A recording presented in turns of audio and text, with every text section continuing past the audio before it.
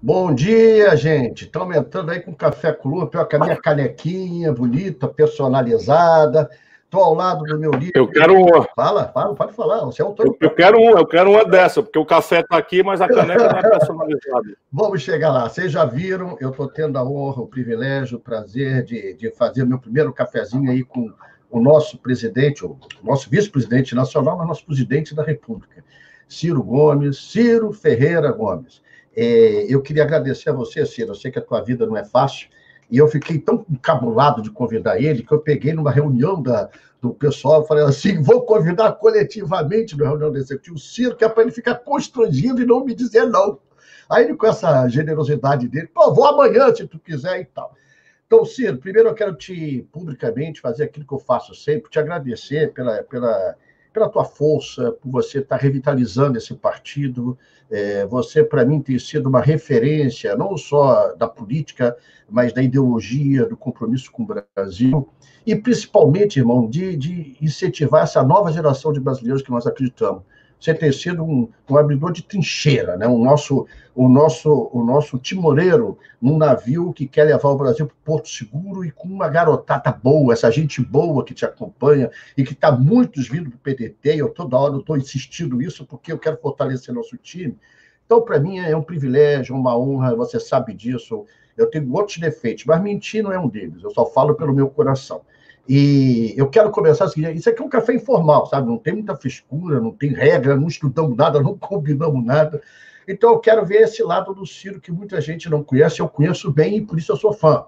Então, quem é Ciro Ferreira Gomes? De onde veio? Como parou em Sobral, se a família é de São Paulo? Como entrou na política? Dá uma aulazinha da gente, o que é você? Quem é você? O que você está fazendo aqui, compadre?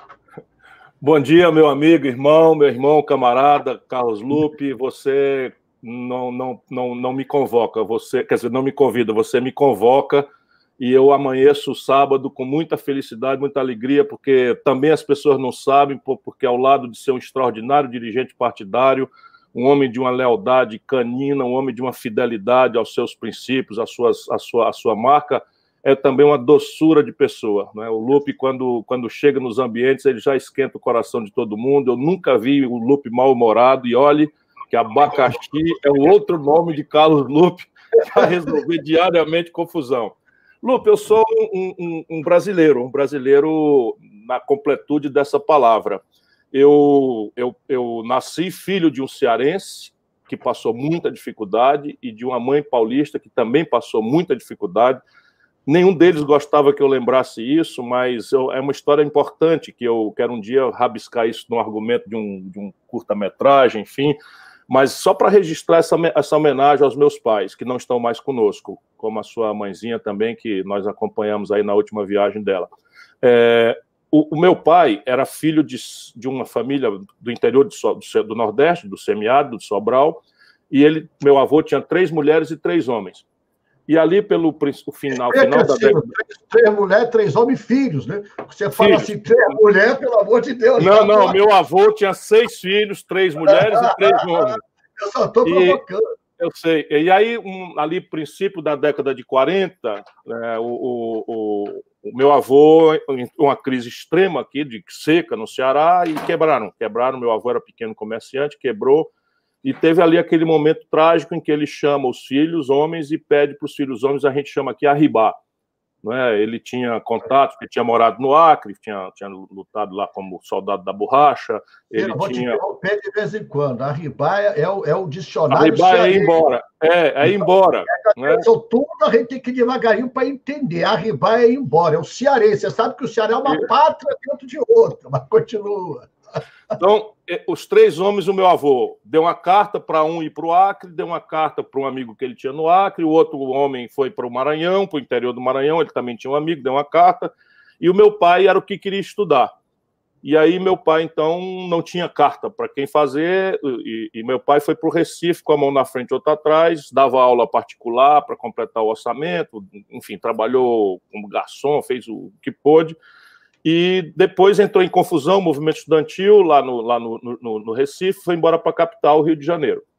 Aí morava numa pensão, enfim, e acabou se formando, teve duas faculdades, fez concurso e foi morar em São Paulo, porque passou no concurso para professor de São Paulo, do interior de São Paulo. Pelo outro lado, a minha mãe, o pai morre com 10 anos, ela com 10 anos de idade, e também numa situação de quebra por a crise de 29, meu avô trabalhava com café, era português, enfim, e a minha mãe ficou com a minha avó. Ferreira Gomes é de origem portuguesa. É pelo lado do meu pai, esse nome é só do meu pai. Eu seria Oliveira Santos, pelo lado da minha mãe. Né? Mas o meu pai botou só o Ferreira Gomes e a mamãe topou, porque é uma tradição aqui o patriarcado nordestino. Não, acaba... Eu também sou Lupe, que eu sou meu nome do meu pai. Minha mãe é Cavalcante, Lopes Cavalcante. Era a tradição. É o machismo. A tradição patriarcal e tal. E aí a minha mãe também passou muita dificuldade e acabou se fazendo concurso para o magistério, e ambos foram lotados em cidades próximas uma da outra. Meu pai era dublê de advogado e professor, e a minha mãe acabou indo lá com as moças assistir o jovem advogado fazer um júri. E aí, felizmente, se apaixonaram, e eu sou o primogênito de 5 filhos.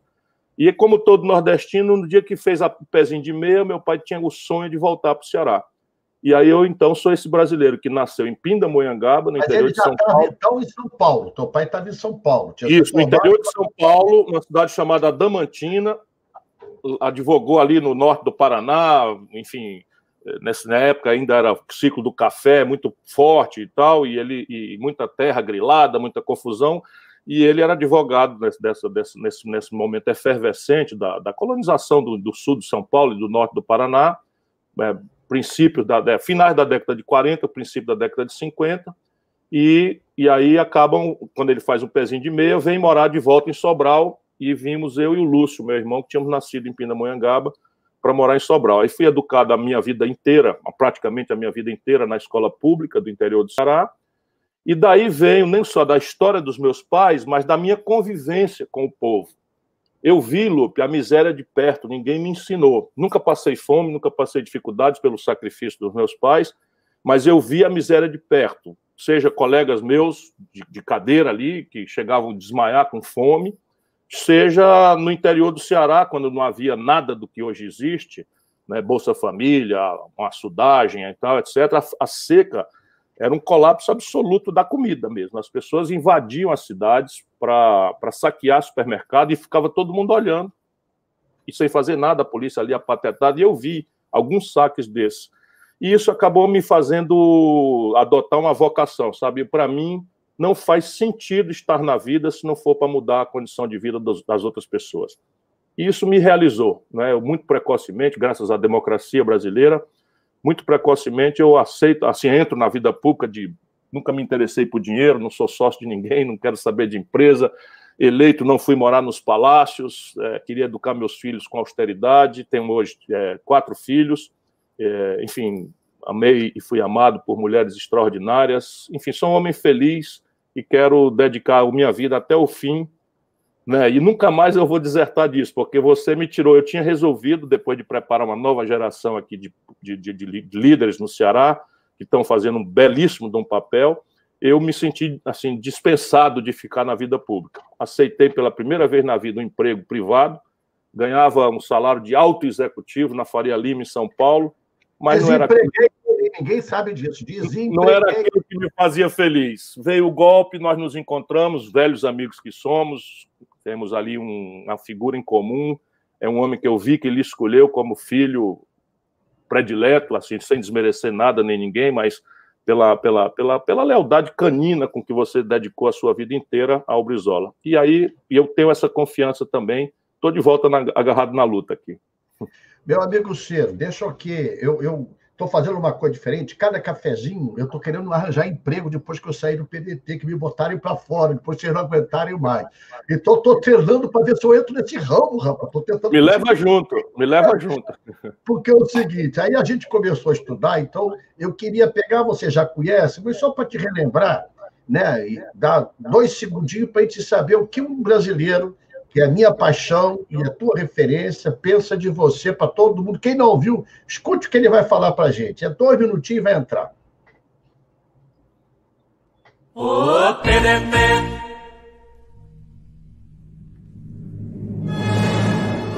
Muitas vezes nós estamos fazendo história e não pressentimos que estamos escrevendo, marcando um momento importante na história do nosso país, do nosso povo.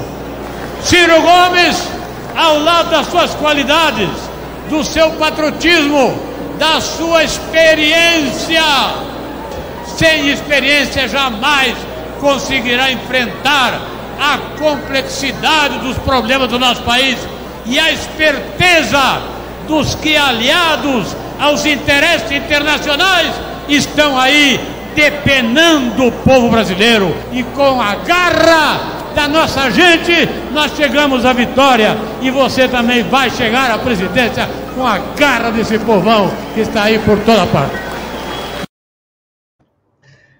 Isso é Ciro, isso é... Que falta que faz, que falta que faz. Que honra a gente ter, Ciro, esses depoimentos, que é para a população saber que a gente tem história, né? Que a gente não é obra do acaso, que a gente não vem do nada, né? A nossa história, a tua luta, e a quem não te conhece, que discrimina, eu costumo falar uma coisa que você não gosta muito não, mas eu vou falar. Eu, em todos os debates, quando vem me provocar sobre o temperamento teu, eu digo assim, olha, eu não quero que ninguém case com o Ciro, ele já tem mulher casada com ele, eu quero o Ciro presidente da República. Então, como não pode falar que você é corrupto, como não pode falar que você é inexperiente, falam do teu temperamento. E eu me alinho muito nesse temperamento, porque o teu temperamento é da sinceridade. Você é um insurreto. Eu li no dicionário, é bonita pra caramba essa palavra, né? Insurreto é quem não se conforma com a discriminação, com as injustiças, e por isso você tem um pouco a voz dessa massa que fica sufocada, que fica oprimida. Então, para quem não conhece, para quem só conhece o Ciro, quando eles focam algumas explosões que ele dá em qualquer um, quem não vai, tira a primeira pedra, irmão. Quem não tiver um momento da vida, um história tem toda hora, né? Então, eu falo isso, Ciro, porque a gente tem que começar a entender que nós somos seres humanos, que nós precisamos mostrar nossas virtudes e os nossos possíveis falhas, nossos possíveis, porque eu não sei se é falha, não sei se é virtude, né? A vida é que vai dizer isso. Então, eu quis pegar esse depoimento do Brizola, que você já conhecia, para mostrar que o caminho natural com você, irmão, não fui eu que escolhi, não, foi o destino. Né? E isso não foi fácil, porque o destino não se encontra por acaso. Então, Ciro, para a gente do PDT, nós olhamos você como uma continuidade desse projeto que o Brizola representou. Um projeto nacional, um projeto desenvolvimentista, um projeto de um Brasil para os brasileiros. E aí eu quero te perguntar, Ciro, qual a influência que o Brizola teve na tua formação, na tua formação já madura, né? Porque você já era governador, você conviveu ele como governador do estado, não é qualquer estado, o estado é o país Ceará, rapaz, não é qualquer estado. O que você sente como influência dele para você, o que você te conquistou, que eu sei que você passou a ser fã dele também. Eu sou um apaixonado pelo Brasil, assim, eu tenho uma paixão, às vezes não correspondida, mas é unilateral, uma paixão pelo Brasil, e desde o movimento estudantil, muito garoto, eu brinco sempre que eu acho que meu primeiro movimento foi na creche, né, eu pedindo voto ali dos meus coleguinhas na creche para agitar qualquer coisa, reclamar da temperatura da mamadeira, enfim, mas desde que eu me entendo por gente, eu sou. Então, como amante do Brasil, eu tenho um pouco mais de militância no movimento estudantil. E no movimento estudantil, nós tínhamos algumas referências, né? Eu tinha uma ligação com a esquerda católica, é um negócio assim dos tempos mesmo da ditadura. Dom Luiz Loscheider tinha uma influência muito grande na minha formação, a pastoral universitária. O cardeal aí do Ceará, não é isso? O cardeal aqui é um santo homem, que tinha, né, e essa pastoral universitária e tal, é aquele lado. Mas eu tinha uma afeição, uma admiração muito grande pelo ideário de esquerda, embora o marxismo-leninismo sempre me parecia não ser a boa resposta a despeito da generosidade, né, com que prometia abolir as classes, etc., não me parecia um método correto. E isso me aproximou, então, do socialismo democrático e do trabalhismo, que é a versão brasileira tropicalizada, genial, mais contemporânea do que nunca. E aí, quais eram as minhas referências? Entre os brasileiros que estavam aqui, minhas referências eram o Mário Covas, né, o Franco Montoro, enfim, o Franco Montoro, depois eu venho aprender, muito mais um democrata cristão, mas naquela data. E os de fora, os que estavam exilados, nós tínhamos aqui a agenda da anistia, era um pulo muito alto o Brizola. Eu quero lhe dizer por algumas razões. Ele sempre me pareceu fazer os conceitos corretos, mas, além do mais, o Brizola tinha um charme pessoal encantador. É verdade. Então, assim, quando ele volta do exílio, eu acompanho aquilo. O Brizola desce no Rio de Janeiro e é um fenômeno. E eu fico muito feliz e passo a acompanhar e vendo aquelas coisas todas. Depois nos desentendemos, sem nunca eu ter perdido por ele o respeito, o carinho, a admiração, e ele teve sempre uma generosidade comigo, no olhar que ele teve sobre o Collor. E ali, eu muito garoto, muito arrogante, muito pouco humilde e tal, uma vez tive a oportunidade de perguntar para ele. E tomei uma lição de história que mudou a minha cabeça. Ele disse a mim, jantamos só nós dois. Eu disse, governador, eu não quero ser impertinente, mas vejo a minha vida como é um privilégio. Eu, eleito com 32 anos de idade, eu sempre tive o senhor como um mito, uma pessoa... Ele é um herói da pátria, escrito no livro oficialmente e tal, e eu estava ali perto dele, tocando. Então eu disse, o senhor me perdoa se eu for impertinente, o senhor me interrompa.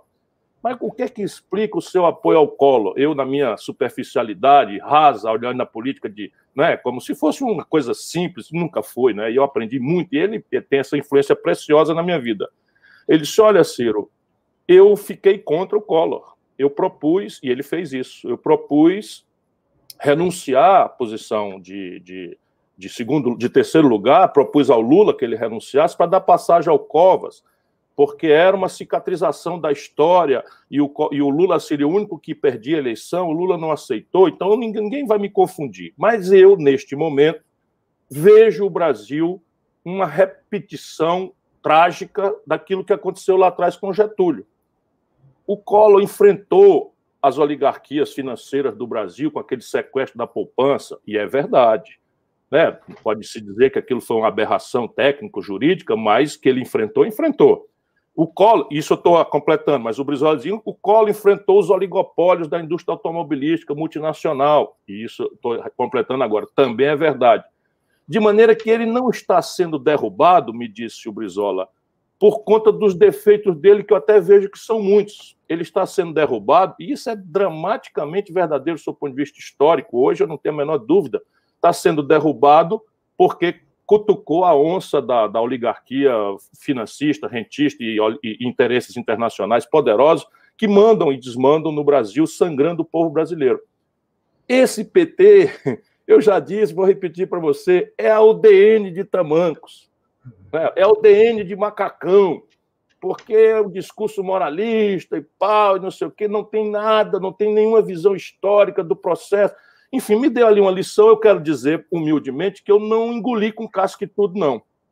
Mas aquilo me remoeu a cabeça e, portanto, a influência dele sobre a minha opinião é desde sempre, desde o movimento estudantil. Na sequência, veja a generosidade, aí você já foi testemunha.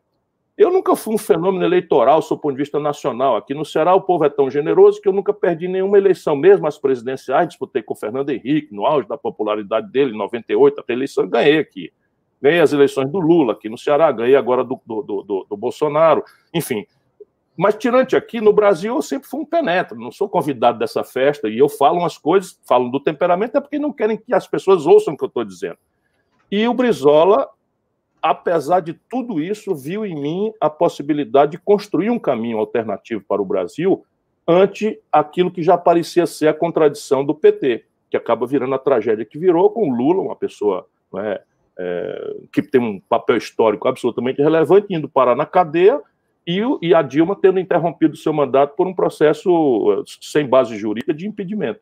E o Brizola fez essa aposta precocemente. Talvez o maior sofrimento da vida do Brizola tenha sido isso. Ele via as coisas antes do tempo.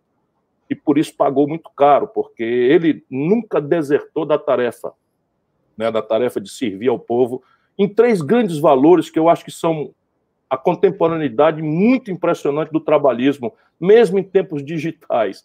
A questão do desenvolvimento, né, com a equação de associar a iniciativa privada com lucro moderado, mas através de um Estado que tire os excedentes da imoderação do lucro para distribuir renda, e aí está a questão nacional, que ele redesenha a partir do ideário do Getúlio Vargas, e em tempos de entrega do Brasil, isso é mais gravemente contemporâneo e dramático para nós, e a questão da pobreza. A questão da pobreza não como objeto das políticas sociais compensatórias que anestesiam, que cooptam, que subornam, né, um povo machucado e sofrido, mas através da única ferramenta real de emancipação do povo, que é a educação pública de qualidade. E o Brizola é inexcedível nessa obra. As pessoas talvez não saibam o que ele já houvera feito lá quando a condição objetiva era nenhuma. 6.000 pequenas escolas espalhadas no território do Rio Grande do Sul, em um tempo em que não tinha dinheiro para nada, para coisa nenhuma, e o Brizola fez essa aposta, né, que chama até hoje as brisoletas. Outro dia eu vi um jornalista importante do Brasil, da Globo, dizendo que o primeiro tênis que ele calçou na vida foi numa escola que o Brizola fez no interior do Rio Grande do Sul, a terra dele. E isso é a influência. E hoje, para mim, esses 3 valores, né, o olhar sobre o desenvolvimento, a superação da miséria e a questão nacional, são a cobrança permanente de estarmos à altura, né, do nosso maior líder, né, da nossa contemporaneidade, que é o Brizola. Amigo Ciro, a gente está colocando um pouco da nossa história, de onde a gente veio, porque nenhum povo consegue ser verdadeiramente livre, independente, se não souber de onde veio, se não souber a sua própria história, né, se não souber a sua ancestralidade, que é uma palavra bonita que os sociólogos usam. Então, a gente tem que transportar isso para olhar o seguinte: nós temos uma eleição municipal agora. Nós temos hoje o PDT mais de 1.206 candidatos a prefeito. O que você falaria? Qual seria a tua palavra? Eu não gosto da palavra conselho, que parece pedante da nossa parte, mas qual seria o que você tem de experiência a dizer a esses candidatos a prefeito? O que você acha que ele, nesse momento crucial da vida pública brasileira, todas as pesquisas que eu tenho acesso, o Ciro bota disparada a questão da saúde como a maior preocupação, né? A corrupção, que sempre foi o primeiro lugar, passou para 5º. Depois de saúde vem desemprego, vem educação, né? O que você daria como dica, como da tua experiência, que nossos candidatos deveriam fazer como mote, como plataforma principal para essas eleições? Meu irmão, eu diria para eles em tom de apelo, não é conselho mesmo, é um apelo para que eles entendam, eles e elas, nossos companheiros e companheiras que estão aceitando essa tarefa de levar a nossa bandeira, a bandeira do trabalhismo, do PDT, não é? Que eles entendam que essas eleições vão acontecer num momento absolutamente grave, o mais grave momento socioeconômico e político da história brasileira. Nós já tivemos disrupturas muito graves, e eu não estou exagerando. 2020 ainda será feito sob o ponto de vista de várias alterações do quadro real. Então, o socorro que o governo chegou a partir da nossa guerra no Congresso, de 200 que ele queria para 600, né, vai cair de 600 para 300 até dezembro, para tentar ainda distorcer a percepção daquilo que eu estou chamando a mais grave crise econômica da história brasileira. A pandemia, nesse momento, já nos tirou 125 mil almas da nossa concidadania, dos nossos irmãos, das irmãs, não é? Por pura incompetência, porque não é responsável pelo coronavírus, que é um fenômeno mundial. Mas o caráter anticientífico, obscurantista, charlatão, não é? Trocar de ministro 3 vezes, manter um ministro militar sem nenhuma experiência, que ocupa 23 cargos técnicos do Ministério da Saúde com militares, sem nenhum deles com qualquer experiência em saúde pública, que agora ocupa, na hora que nós vamos começar a fazer a imunização, que a única saída para essa pandemia é a cobertura vacinal de todo mundo. Claro que ninguém vai obrigar ninguém a tomar vacina, mas não é o presidente da República que tem que fazer isso. Ele nomeou um veterinário sem vivência em imunização. As pessoas querem fazer intriga, eu tenho o maior afeto. O único partido, o único candidato que apresentou uma proposta de saúde animal, de cuidados com os animais, fomos nós, o único dos 13 candidatos. Portanto, todo apreço aos profissionais da saúde veterinária. O que não pode é militar e veterinário cuidar do que não estão treinados para isso, e por isso 125 mil brasileiros morreram. Mas, Lupe, por trás do pano está acontecendo uma coisa que é dramática. O buraco nas contas do governo, por pura interdição ideológica do seu Bolsonaro, o despreparo dele, a incompetência, a equipe de merda que ele tem, desculpa a expressão, a isso que falam de temperamento, mas eu estou vendo. Sabe quanto é o buraco na conta pública, meu irmão? R$1 trilhão é o que vai acontecer. Isso explica para mim o que é esse buraco na conta pública. O buraco é assim, entre o que o governo arrecada de tributos da população e o que o governo vai gastar esse ano, vai ficar faltando R$1 trilhão. Só para mim entender, quanto vai se pagar desse 1 trilhão de juros e serviços da dívida interna? Isso é antes do juro. Ai, caraca! É antes do juro. Não, eles quebraram o Brasil. Meu Deus! E o efeito disso, Lupe, é que a dívida pública brasileira, pela primeira vez, vai se aproximar de 100% do PIB. Quando isso acontece, ela começa a encurtar o prazo, porque o agiota fica com medo de não receber, então só empresta com dinheiro quente ali. Presta por 3 dias, por 5 dias, que é uma tal de operação compromissada, e o juro aumenta. Então o governo já perdeu o controle da política monetária, porque a Selic... Desculpe, Ciro, mas eu sou um analfabeto. Sim, faça isso. O juro aumenta porque as pessoas, quer dizer, começa a ficar achando que o governo não vai dar conta de pagar. Perde a confiança, ou seja, o que o governo tem não vai ser suficiente pela sua arrecadação, pela sua despesa para pagar a dívida, é isso? Exatamente, é que nem o agiota. Se o agiota sabe que tu está quebrado, gastando mais do que pode e não vai dar conta, ele só te empresta por um dia com juro maior para poder tirar o dinheiro quente logo em cima. Agora, a consequência disso para o nosso povo já começou, porque quando a dívida explode e em curto prazo encarece, ela vai virando, a dívida, o papel vai virando quase moeda. Sabe como é o nome disso? Inflação. Caristia, que fazia 20 anos que nós não tratávamos desse assunto, e está começando a papocar, puxado pelo câmbio. Papocar também é cearense. Explodir, está começando a estourar. Então, deixa eu lhe dizer, a cesta básica, os produtos centrais estão subindo, Lu, pela pesquisa que eu fiz ontem, 20%. Meu Deus. Agora, imagina, anuncia o 2º ano de congelamento do salário mínimo, o desemprego está indo a 20 milhões de pessoas, a informalidade já alcança 110 milhões de pessoas, e essa gente está quebrando o Brasil. E aí, deixa eu acrescentar, você, durante a campanha, falava de uma maneira educativa, explicativa para a gente a questão do dólar, né? Que a gente não compra em dólar, mas o dólar é a base de referência para tudo que a gente importa. Qual a influência do dólar na inflação nesse momento, irmão? É imensa. Quando o Bolsonaro assumiu, você precisava de R$ 3,70 para comprar um dólar. Vamos repetir para o nosso povo que está tomando cafezinho conosco nesse sábado, que você me agrada, me abrindo o dia para estar com o meu melhor amigo. Irmão, então veja, a gente não compra dólar, o povo não compra dólar, mas come pão. E o pão é feito de trigo. E o trigo o Brasil não produz suficiente, então nós temos que comprar trigo de fora. Tudo que a gente compra de fora a gente paga com dólar. Então, se eu precisava de R$ 3,70 no primeiro dia do governo Bolsonaro para comprar um dólar de pão, de trigo, o preço do pão é 1.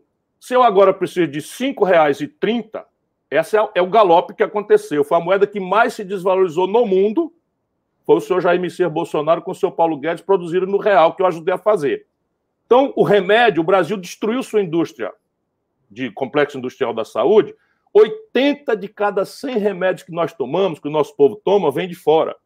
Agora mesmo esse Bolsonaro irresponsável mandou o Exército comprar uma montanha de quilos de cloroquina pelo Exército. E o Exército comprou por 6 vezes o preço. 6 vezes o preço que tinha comprado em maio. Ou seja, até apodrecer o Exército, o Bolsonaro está conseguindo fazer. Vai ter que dar explicação. O general Pujol, que é um homem de bem, todo mundo tem nele uma pessoa muito respeitável, recebeu essa ordem espúria, não desobedeceu, não ponderou e mandou comprar e vai ter que responder para o Tribunal de Contas sob suspeita de ter comprado cloroquina que não presta para nada, 6 vezes o preço. Os remédios todos estão subindo. Mas deixa eu explicar mais. O povo não compra dólar, mas anda de ônibus. Claro. Estes canalhas que nos governam, e eles querem que eu seja elegante, esses canalhas que nos governam paralisaram, Lupe, 1/3 da capacidade de produzir gasolina, óleo diesel, querosene de aviação e gás de cozinha da Petrobras. Pararam, a usina de Duque de Caxias aí no Rio está enferrujando, a refinaria de Duque de Caxias está enferrujando, parada. E explodiram a importação de gasolina, querosene de aviação, óleo diesel e coisa do estrangeiro, 80% do chefe dele dos Estados Unidos.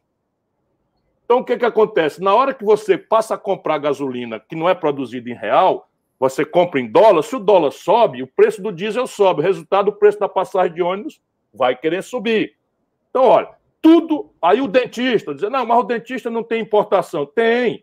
Destruir a nossa base industrial, resultado, as brocas, os aparelhos, o foco cirúrgico, que é aquela luz, né? Os pozinhos, as injeções, os anestésicos, tudo vem do estrangeiro. A broca, tudo. Resultado, se o dentista não subir a consulta dele, não compra de novo, não compra no mês que vem os insumos. Então, veja bem, a pressão hoje nos alimentos vem de basicamente isso, câmbio, a desvalorização do real, que não podia ser repassado imediatamente porque o povo estava simplesmente sem poder comprar. Com R$600, o nosso povo foi comprar e aquilo que sempre faz os predadores, né, estão aumentando o preço em cima só porque o povo começou a comer. Porque é um país sem governo. E como a gente faz, amigo? Aí o irresponsável parece que está ali nos anos 80, faz um apelo aos chefes do supermercado para não aumentar o preço. É um irresponsável, bandido.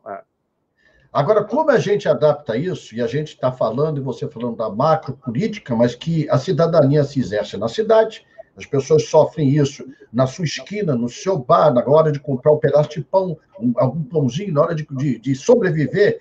Como a gente usar esse processo macro nas eleições municipais? Eu acabei estendendo muito para mostrar por que eu não estou exagerando ao dizer que nós estamos na pior crise da nossa história. Então, o prefeito ou a prefeita, nosso companheiro, ele tem que entender isso. E ele tem que entender que o voto do cidadão e da cidadã vai acontecer nesse ambiente. Portanto, se 2020 ainda é uma campanha distorcida por não percepção correta desses problemas, o ano primeiro das administrações será uma enorme exigência sobre as novas administrações.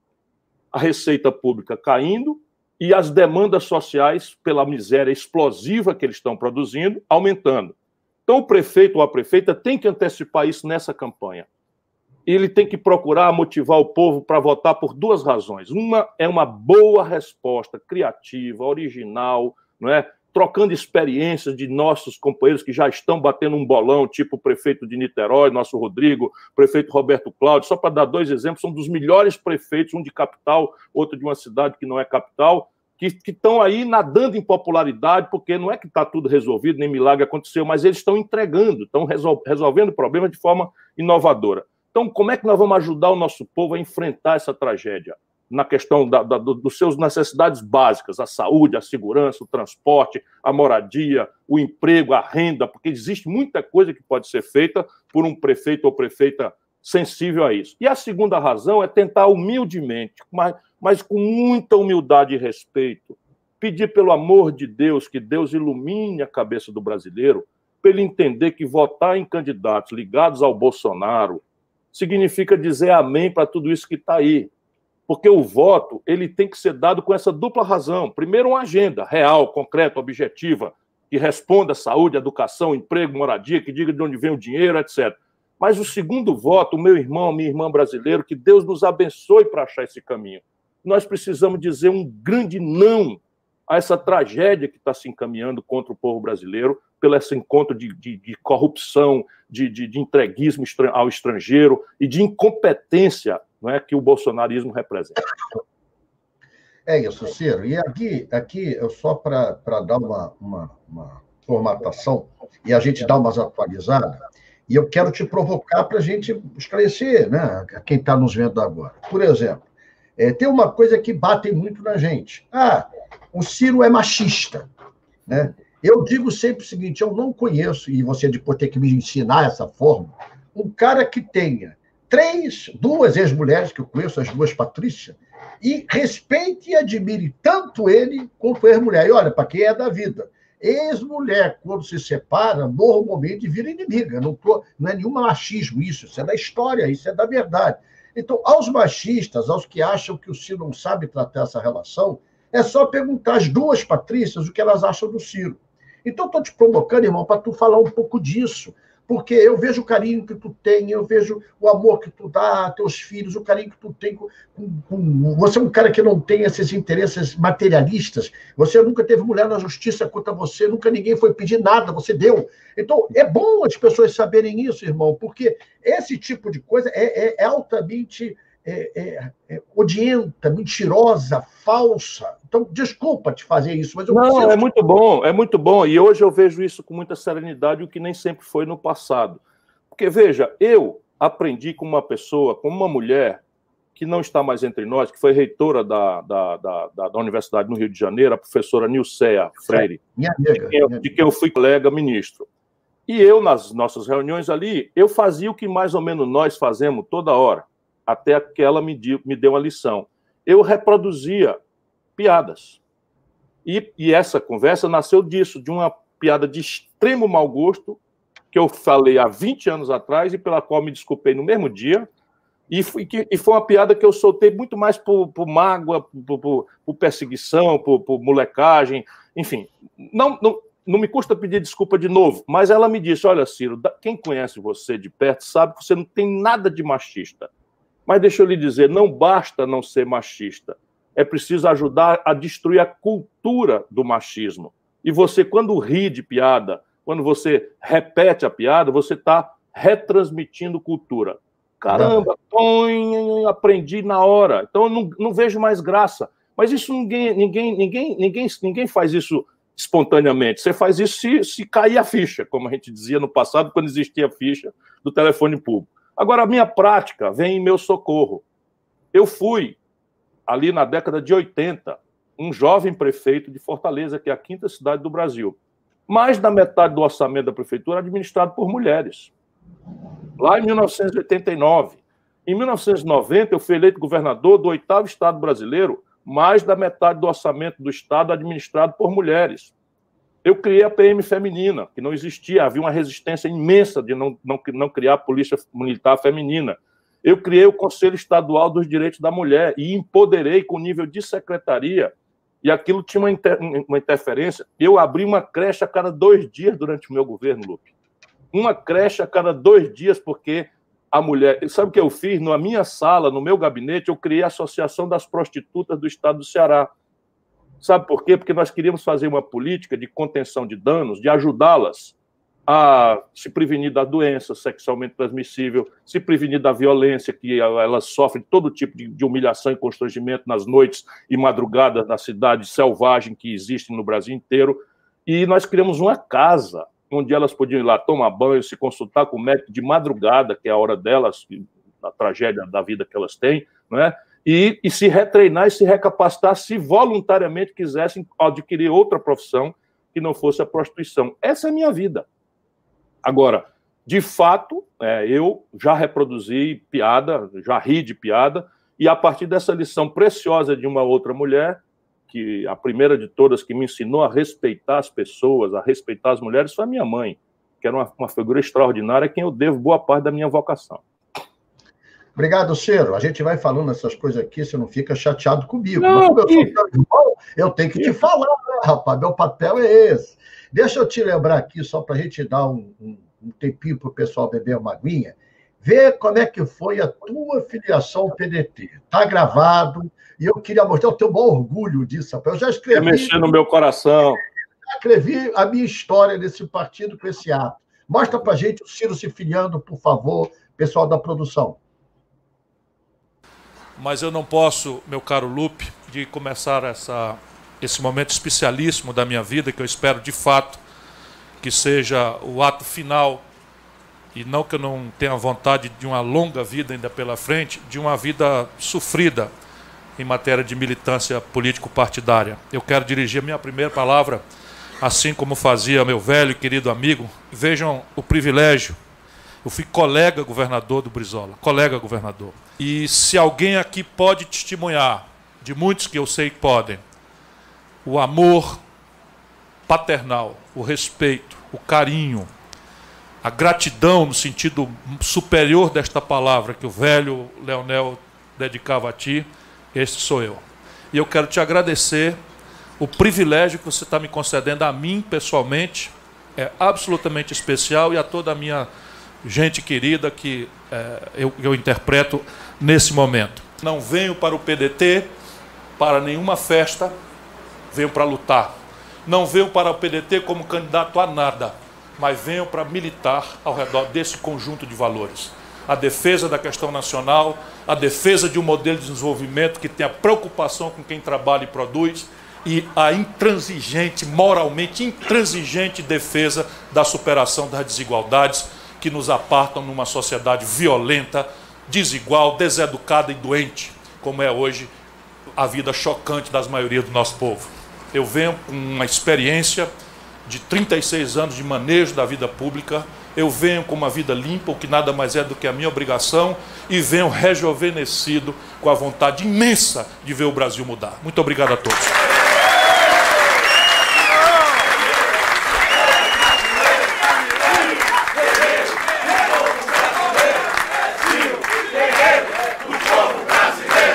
Brava gente brasileira, longe vai, temo servil, ou ficar a pátria livre, ou morrer pelo Brasil. Ou ficar a pátria livre, ou morrer pelo Brasil. Viva o Brasil! Viva o PDT!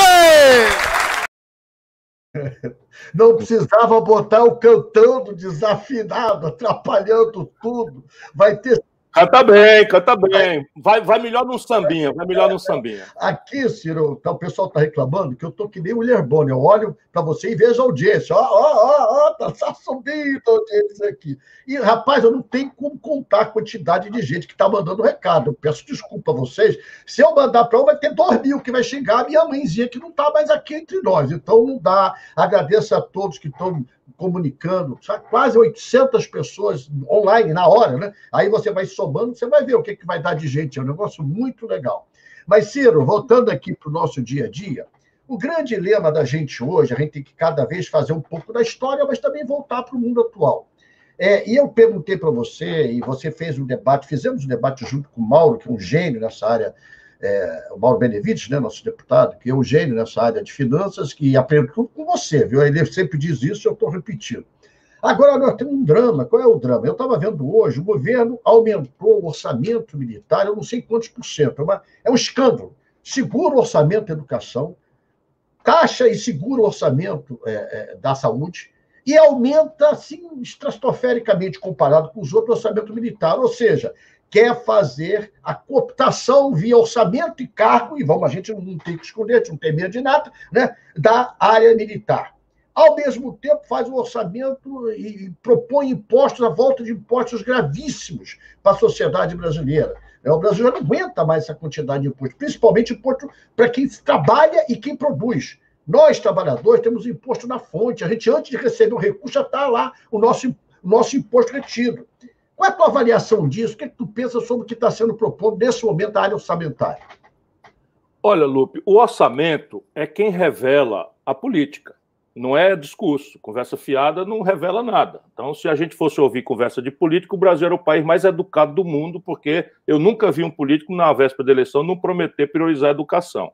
Quando você vai olhar para o orçamento, é que você vai ver se aquela palavra é só para enganar nós bestas ou se de fato tem uma tradução. Porque o orçamento define, por lei, do pacote de dinheiro que é sempre apertado, quanto é que vai para tal e qual coisa.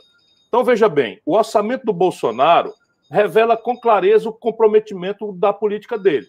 Metade do orçamento, mais da metade, um pouquinho, 51% do orçamento hoje é juro e rolagem de dívida.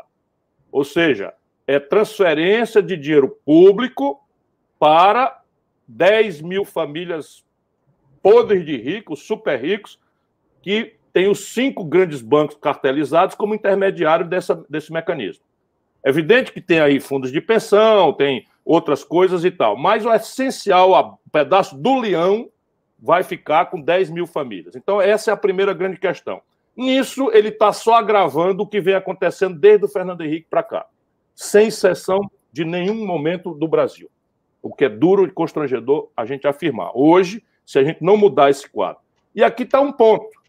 A emenda 95, não existe nenhum lugar do mundo, congelou por 20 anos o valor do gasto com saúde, educação, segurança pública, infraestrutura, porto, aeroporto, casa popular, toda a agenda, por 20 anos, num país que nasce 2 milhões de bebês por ano.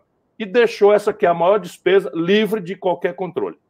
Então, isto daí é a primeira grande definição. Naquilo que sobra, você tem a questão da Previdência, leva 29 dos 49% que sobra do orçamento. Então, de R$100 que tem, 51 vai para juro, banco e rolagem, ou aplicadores financeiros. 29 dos 49 que sobram vão para a Previdência. O que é que faz o Bolsonaro?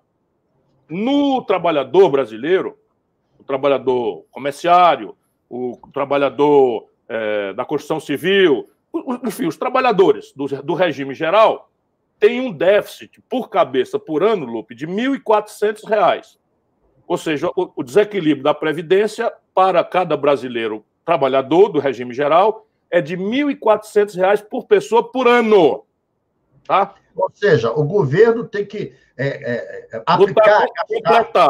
Completar. Mas já a gente mostra que isso é culpa do governo, porque o governo está apostando pela reforma trabalhista na informalidade. O que acontece? A receita da Previdência basicamente vem da carteira assinada. Se eu tenho como política econômica trabalhista desonerar a folha e acabar com a relação formal de trabalho, eu estou liquidando a Previdência pelo lado da receita. Enquanto minto que o problema da despesa é que é o problema. Mas vamos voltar para o número. Né? Então, R$1.400 por cabeça, por trabalhador, por ano, é o déficit do regime geral da Previdência no Brasil. Quando a gente vai para o Legislativo e para o Judiciário, envolvido aí Ministério Público, enfim, militares fora, Legislativo e Judiciário, o déficit sobe para R$26 mil por cabeça por ano.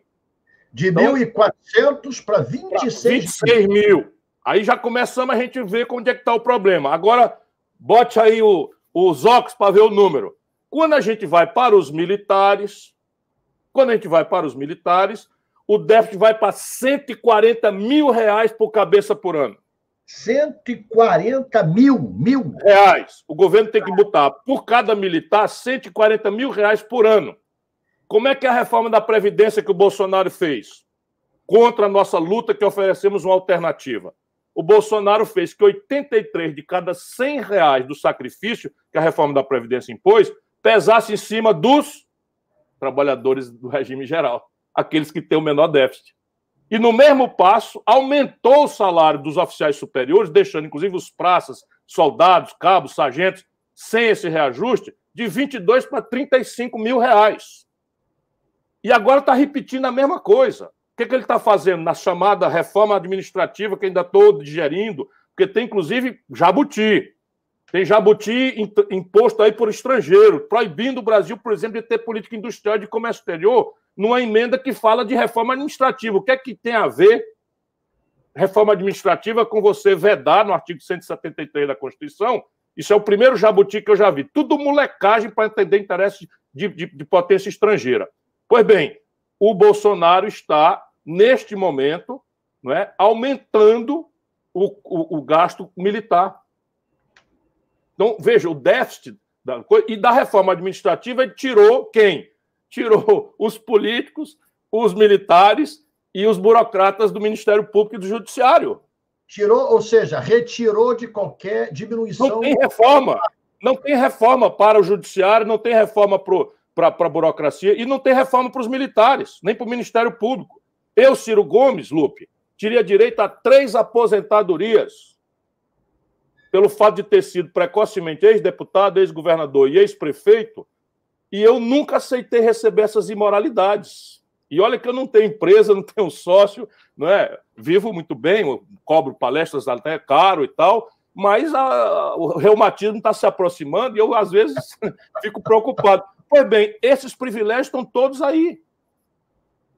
E estão querendo quebrar uma conquista da vida pública brasileira, que é a profissionalização do serviço público, para voltar ao que era ali antes dos costumes da Revolução de 30 por primeiro e depois da Constituição de 88, que é o negócio de político poder nomear por cartão pessoas sem concurso ou demitir pessoas porque não fizeram o que ele queria que fosse feito.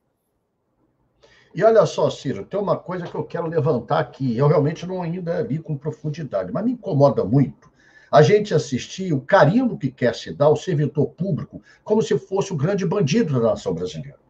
Então, a gente tem que parar e falar para a população, no meu modo de ver, um exemplo concreto. Qual é o exemplo concreto? A pandemia que nós estamos vivendo. Alguém parou para imaginar como seria essa pandemia sem o SUS, sem o Sistema Único de Saúde? Sem os médicos, enfermeiros, auxiliar de enfermagem, equipamento, pessoal que trabalha em torno dos hospitais, maqueiro, pessoal que dirige as ambulâncias? Alguém assistiu a algum hospital particular abrir as portas e dizer: venham, pobres, nós vamos curá-los? Como seria isso sem a presença forte da instituição pública? Eu dou esse exemplo concreto para as pessoas entenderem. Ciro, nós precisamos defender um Estado eficiente. O que nós queremos é um Estado eficiente. O que tu pensa disso, irmão?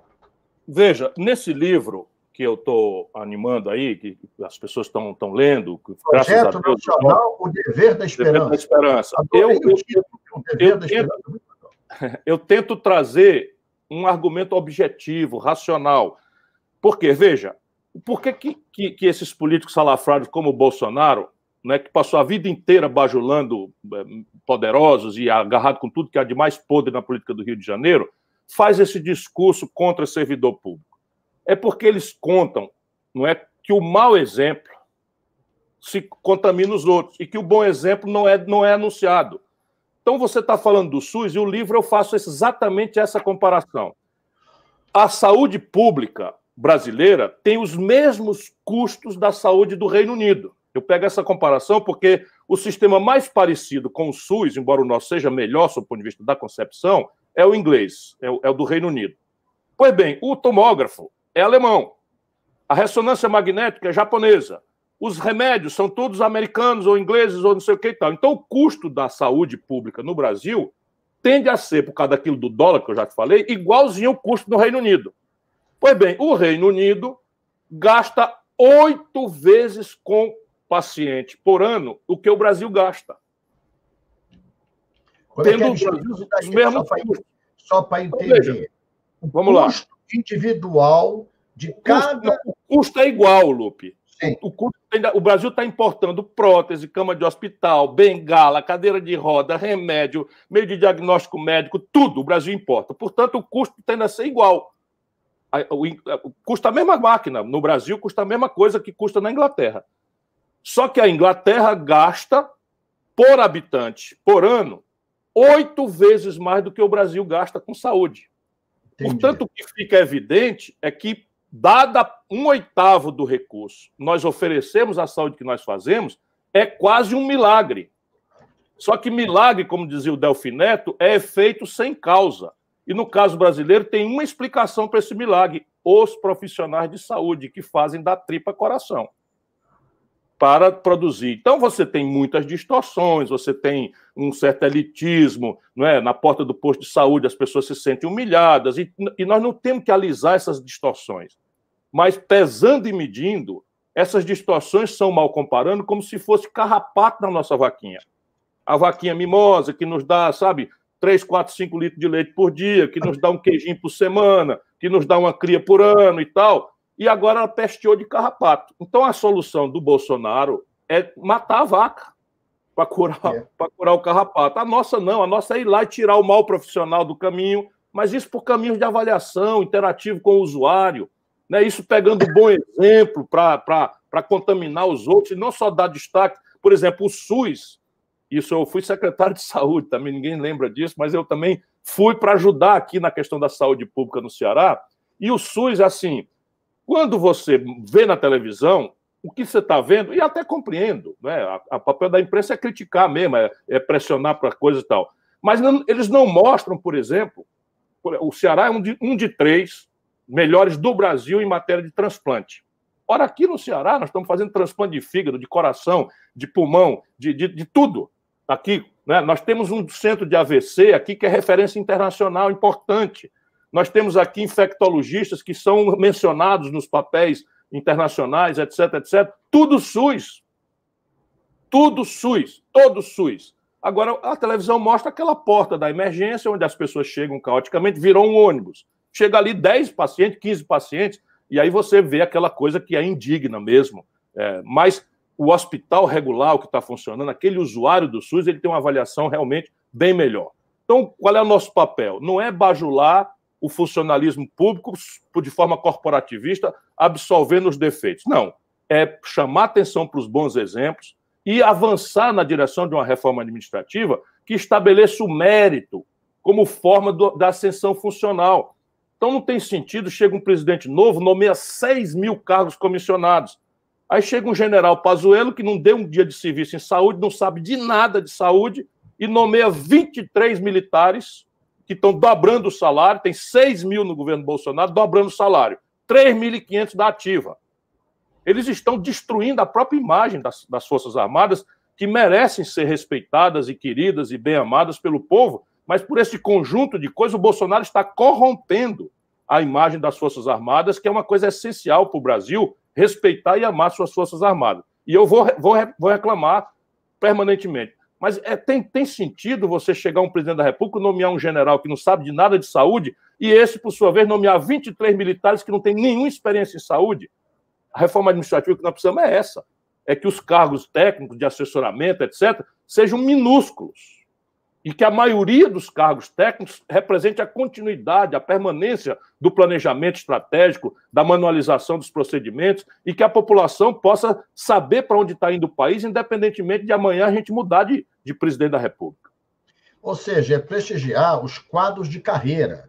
Exatamente isso. A nossa tese, que Ciro já fez na prática, que nós procuramos, e todo prefeito do PDT, governador do PDT deve seguir essa linha, é concurso público, é prestigiar quadro de carreira, é qualificá-los, é fazer, porque a gente tem sempre que se requalificar. Não dá para parar como um poste e achar que o mundo não muda. E também o servidor, eu não gosto da palavra funcionário público, gosto da palavra servidor público. Eu acho que ele tem que servir a população. O nosso medidor, o nosso detector de um bom ou mau servidor é a satisfação da população. Nós existimos e o nosso grande capital não é o dinheiro, o capital é o ser humano. Essa é a nossa diferença. O Estado tem que existir para trazer a felicidade ao seu povo. Não é o lucro do Estado. O Estado não tem que dar superávit. Quem dá o superávit do Estado, governos estaduais, municipais, nacional, é a felicidade do seu povo. E para que eu estou falando isso, Ciro? Que nessa reforma que vem aí, essa questão do servidor, o PDT vai votar contra. Nós não vamos aceitar a retirada de nenhum direito. Isso está na Constituição. Eles querem rasgar a Constituição brasileira. Acabar com a estabilidade do servidor público é rasgar a Constituição brasileira. E eu vou mais, Ciro, isso é da minha cabeça, nós não discutimos ainda a isso, mas para mim, na minha opinião pessoal, por exemplo, como a diplomacia, a área de educação e a área de saúde, toda devia ser carreira de Estado. Dedicação exclusiva e bem paga. Por quê? Nós precisamos ter um tratamento muito especial para aquilo que é essencial. O futuro é a educação e o presente é a saúde. Mas é o que quem tem que falar é você, não sou eu. Não, mas eu quero repetir o que você está dizendo. A grande reforma administrativa que nós precisamos fazer é nessa linha aí. Na linha do mérito do concurso público, da ascensão funcional por desempenho, por carreira, né, por tratar bem o usuário, E, por exemplo, se você quiser resolver a equação, não é, de saúde pública do interior brasileiro, não é, você tem que criar uma carreira de Estado. Eu já conversei isso com as instituições médicas brasileiras e é inadiável que o Brasil faça isso. Nós não podemos depender de médico de Cuba como uma solução tópica. O Brasil tem que botar a mão na questão da formação e garantir que uma formação sofisticada, cara, difícil, não é como é a do médico, mas também os outros profissionais, que ela não seja concentrada nos grandes centros.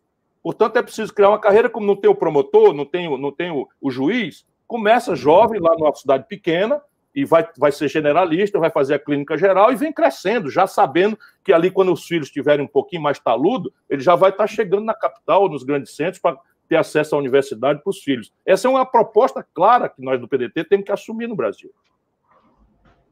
E eu estou como você, eu acho que se eu mexer nos privilégios do corporativismo militar, do corporativismo do Ministério Público, do Judiciário e do Legislativo, nós somos contra qualquer reforma. Agora, o povo precisa saber também que o serviço público no Brasil é igual ao Brasil.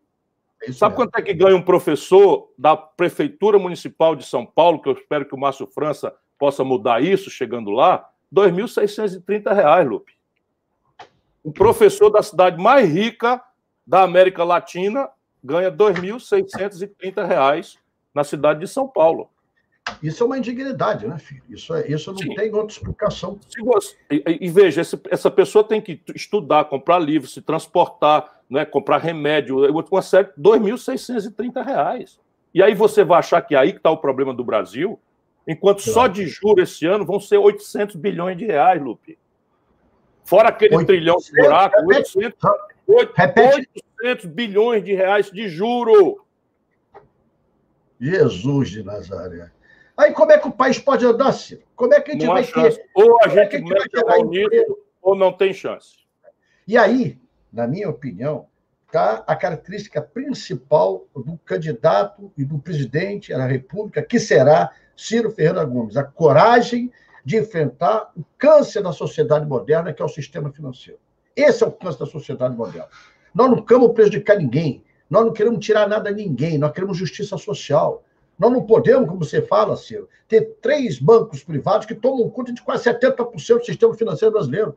Os estados americanos, os seus bancos estaduais, são muito maiores e muito maior quantidade do que a nação brasileira. Esse é o eixo que eles não se conformam. É por isso que eles não gostam de você, irmão. Tu está tocando na vida, claro. Tu está tocando no câncer. E é bom você sempre... São números, Lupe, irrespondíveis. Por isso que tem que falar do temperamento. São números irrespondíveis. Agora o Bolsonaro vendeu uma carteira de 3 bilhões de reais do Banco do Brasil para o BTG, esse G do BTG é Guedes, que é o banco que foi criado pelo Paulo Guedes, vendeu 3 bilhões de reais de crédito do Banco do Brasil por 370 milhões de reais. Agora aconteceu. Sabe quantas vezes o Banco do Brasil fez isso, desde Dom João VI, que criou o banco até hoje? Nenhuma vez. É a primeira vez. Mas explica para mim, que eu não sou, o que é vender, o que é vender o crédito. É assim, o banco te empresta 10 mil reais e tu deixa lá um papagaio, né? Um cheque pré-datado, um papel e tal. Então, o Banco do Brasil emprestou 3 bilhões de reais e está com esses papéis para receber. Sim. E aí está alegando, ninguém sabe, porque é tudo escuro. Eu descobri e estou denunciando e tal, e eles agora conseguiram censurar um jornalista no Irnaci para não publicar. Porque comigo é que eu sou bocão, então... Mas eu estou dizendo, estou repetindo aqui. Então, o Banco do Brasil pegou 3 bilhões de reais de papéis que ele tinha para receber, dinheiro que ele emprestou do povo brasileiro, e vendeu para o Banco BTG, do Guedes, que foi criado pelo Guedes, não é mais dele, por 370 milhões, Lu, 12% do valor. Ele pegou um título, que é um papel que vale 100, vale 100 e vendeu por 17. Não por 12. Tem como botar essa gente na cadeia, não? Rapaz, nós estamos já tem um procurador do Tribunal de Contas da União que ouviu a denúncia e está pedindo explicações. Mas, assim, eles estão roubando de braçada. Lupe, eles estão fazendo isso com, por exemplo, a Petrobras. Inacreditavelmente, o Supremo Tribunal Federal Brasileiro, e eu respeito profundamente, mas temos que dizer isso, ainda que isso me custe incompreensões, o Supremo Tribunal Brasileiro, em cima da mesma lei, entendeu que o governo do Bolsonaro, para privatizar a Petrobras ou a Eletrobras, tem que consultar o Congresso Nacional, pedir autorização. Menos se forem subsidiárias. O que é subsidiária? É uma empresa costela da grande empresa Corpo. Então a Petrobras tem, as refinarias são dela. Quem é que define o que é subsidiário ou não? O Conselho de Administração, que o Bolsonaro entregou para a iniciativa privada e para os estrangeiros. Estão mandando na Petrobras a iniciativa privada, os bancos e os estrangeiros. Resultado, eles estão criando subsidiárias e vendendo na Bacia das Almas, Lupe. Venderam a TAG, que é a empresa de gasodutos e oleodutos, venderam contra um contrato de aluguel em que o aluguel de 3 anos que a Petrobras vai pagar para os caras que compraram é o valor que os caras pagaram. Deixa eu explicar de novo. Eu te vendo um apartamento, tu não tem dinheiro para me pagar, e eu, então, te adianto 3 anos de aluguel e tu me paga com esse valor, fica com esse apartamento para ti. Não quer não esse negócio? É bom.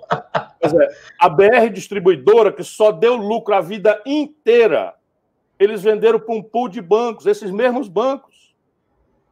Lupe, esses caras não entendem de gasolina. Eu soube agora que nem os terrenos das esquinas das cidades valorizadíssimas, onde está o posto da BR Distribuidora, nem a avaliação dos terrenos fizeram. Ninguém sabe como é que eles chegaram no preço. Aí disse, é uma consultoria externa. Consultoria externa? Que conversa é essa? Isso tem que ser definido em leilão público, aberto. Não, estão entregando, estão roubando de braçada o nosso país. E querem vender a cara, a imagem do falso moralismo, né? Dos caras que combatem a corrupção. Eles combatem a corrupção de quem está roubando um pirulito. Aliás, nem essa, porque os filhos... Eu agora soube, nova denúncia. Eles pegaram o gasoduto Coari-Manaus, que é lá em Urucu, lá no Coari, o gasoduto de Coari-Manaus, que é lá em Urucu, enfim, o campo de Urucu, de petróleo, e estão fazendo um leilão para vender. Nós acabamos de fazer. Sabe quem está aí habilitado para fazer? Para operar no interior da Amazônia, militares apátridas, traidores, esses que estão no governo. É isso mesmo. É isso mesmo. As 9 empresas são estrangeiras, Lupe. E aí, Ciro, nós temos que levar isso para a população, porque se fala muito dessa questão do meio ambiente, ecológica, querendo diminuir a sua importância. Ah, mas não deixam que a estrada passe por causa dos pássaros, por causa dos sapos que tem na estrada. E chama atenção para isso, para que invadam a Amazônia, cortem todo o equilíbrio que aquela região tem e transformem aquilo ali num quintal, como falava Leonel, dos interesses internacionais. Então, qual é a tua visão sobre essa questão do meio ambiente? O que você pensa disso, irmão? O Brasil é o único país do mundo que pode dar tradução prática a esse conceito difuso de desenvolvimento sustentável. O que eu estou querendo dizer? Um país como o nosso, e esse meu livro fala com muita clareza disso, um país como o nosso não pode se dar o luxo do Japão, da Alemanha, de parar de se desenvolver. Por quê? Porque nós temos 110 milhões de pessoas na miséria. O Brasil nasce em 2 milhões de bebês por ano. Nós temos a pior concentração de renda do planeta Terra. 5 pessoas no Brasil acumulam a renda de 100 milhões de nacionais brasileiros, que antes da pandemia estavam obrigados a sobreviver com R$ 413 por cabeça por mês. 60% é a taxa de evasão escolar do ensino médio. Se a gente não der uma escola média qualificadora do garoto para ele enfrentar a vida, a oportunidade do emprego cada vez mais a risco, a gente não vai para canto nenhum. Então o Brasil tem que ter compromisso com o desenvolvimento, mas nós não podemos fazer esse desenvolvimento nos moldes antigos. Então eu digo a você, se a gente quer preservar a Amazônia, o grande caminho é conhecê-la. E não pode ser através de déspotas esclarecidos, nem do estrangeiro, nem do Brasil. Nós precisamos consultar o cérebro amazônida, que é sofisticadamente qualificado. Eu conheço, Lupe, o acumulado no INPA, não é? O acumulado no Emílio Gueldi, lá no Amazonas, outro no Pará, não é? As capacidades que nós temos, e dali saltam obviedades. Primeiro, comando e controle no território. O Brasil não está lá. Nossos militares estão operando a meio expediente. A faixa de fronteira brasileira é uma brincadeira completa. O narcotráfico, o contrabando de arma é quem manda. Nós temos forças armadas para nada. Só para fazer aí o bolsonarismo boçal, né, ameaçar de vez em quando os democratas desse país. E eu quero dizer isso em relação aos que estão no governo, na política. Mas faço um apelo aos que estão na ativa para que eles compreendam que nós não podemos aceitar a deformação e a partidarização das forças de defesa do Brasil. Botar um brigadeiro brasileiro no vice-comando das Forças Sul dos Estados Unidos é traição à pátria. Entregar a base de Alcântara para um enclave em que o brasileiro ficará proibido, inclusive as forças de defesa, de entrar ali sem autorização das forças da autoridade, da informação e da inteligência norte-americana, é traição à pátria. Dar preferências comerciais de álcool, de trigo, etc., aos americanos, enquanto eles estão restringindo a exportação de aço ao Brasil, é traição à pátria. Entregar a Embraer para a Boeing é traição à pátria, usando a ação. Isso tudo está sendo feito por um governo que o senhor Bolsonaro apresenta para o povo como um governo de militares, porque tem 6.500 militares ocupando lugares, dos quais 3.500 da ativa. Só uma república de bananas aceita uma coisa dessa. Um governo como o meu vai fazer chegar na Constituição brasileira a proibição de militar da ativa ocupar qualquer cargo político. Qualquer cargo político será vedado a militares. Quer entrar para a política? Se aposenta. Respeita o Código Disciplinar do Exército de Caxias, que proíbe, inclusive, de usar o título.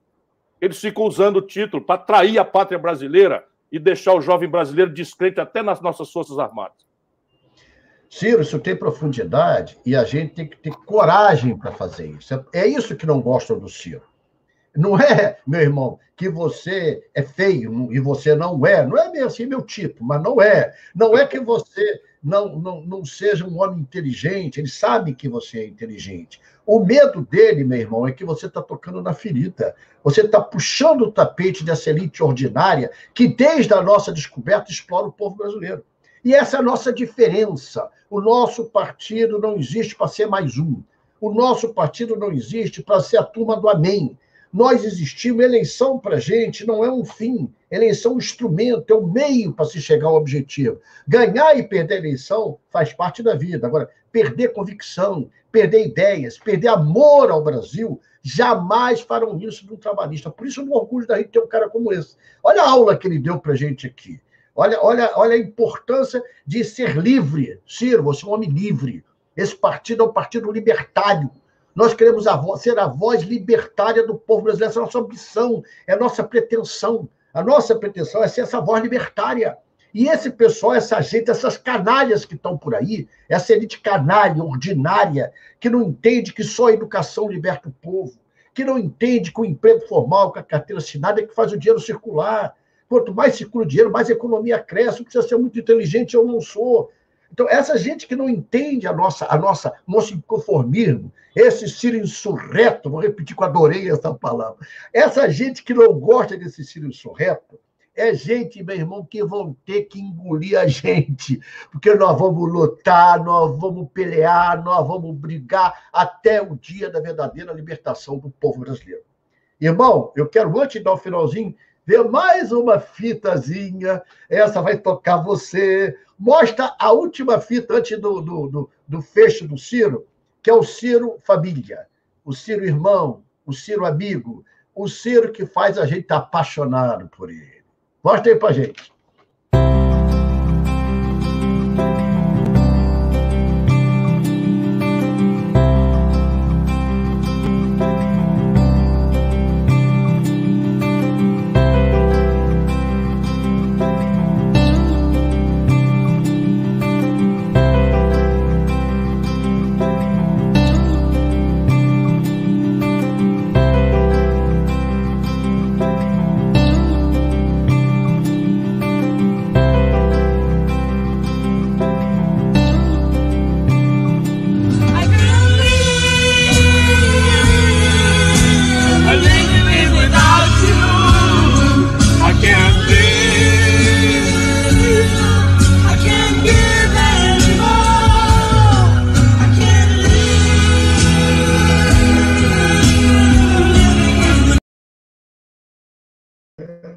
Esse é o Ciro cantor, tá vendo, gente? Tá vendo como o homem canta?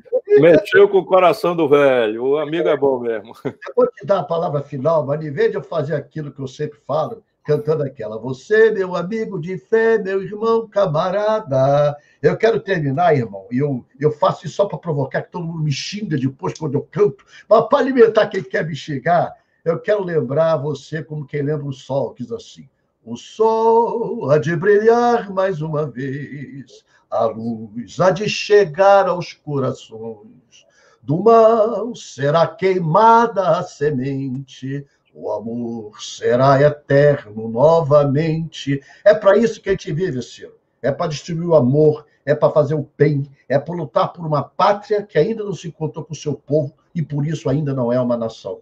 Obrigado, irmão. Orgulho, orgulho e orgulho de poder dizer, escrever na minha história que sou teu amigo. Você é meu amigo de fé, meu irmão camarada. Finaliza aí, irmão. Você, Lupe, é meu amigo de fé, meu irmão camarada.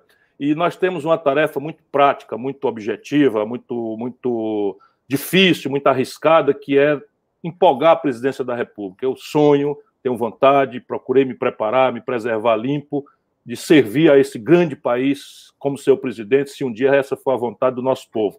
Mas se essa é uma tarefa objetiva, concreta, dura, difícil, já tentei 3 vezes, não consegui, não diminui em nada o meu amor, minha paixão, todo dia cresce pelo povo brasileiro, mas há uma outra tarefa de mais grave transcendência, e essa nossa dupla sertaneja, Lupe, Ciro e Lupe, nós temos conseguido, criar uma corrente de opinião, sabe, soprar a brasa do trabalhismo, trazer lá do passado a força histórica dos valores ali presentes, do testemunho de brasileiros que foram sacrificados, mas não desertaram da luta pelo povo brasileiro, pela nossa pátria, tão sangrada, tão vilipendiada, tão traída em tenebrosas transações, como dizia o Chico Buarque de Holanda, essa figura extraordinária. Isso sim é que é a elite que um país devia valorizar, não esses, eu aprendi isso com o Silvio Pereira, não esses apátridas, entreguistas, boçais que hoje mandam no Brasil e sangram o esforço de trabalho e de luta do nosso povo.